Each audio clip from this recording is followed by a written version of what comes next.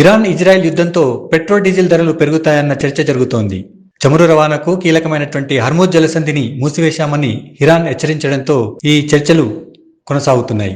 ఇప్పటికే హర్మూజ్ మార్గంలో 700కు పైగా ట్యాంకర్లు ఆగిపోయాయి. ఇందులో ఎక్కువగా చమురు నౌకలే ఉన్నాయి.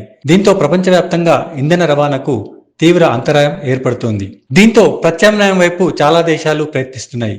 దీని ప్రభావం భారత్పై కూడా ఉంటుందని భావిస్తున్నారు.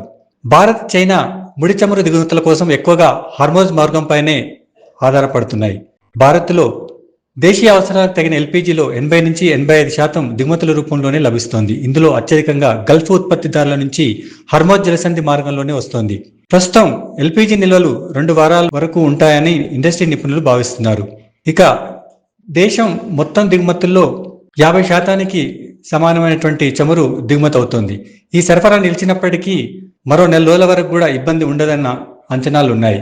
ఈ విషయంలో ఇప్పుడు కేంద్ర ప్రభుత్వం ఒక కీలకమైనటువంటి ప్రకటన చేసింది. మరో 4 రోజుల పాటు పెట్రోల్ డీజిల్ ధరలు పెరగవని ప్రభుత్వ వర్గాలు చెబుతున్నాయి. అయితే యుద్ధం ఇలాగే కొనసాగితే మాత్రం ధరలపై ప్రభావం ఎలా ఉంటుందోనన్నటువంటి అనుమానాలు వ్యక్తమవుతున్నాయి.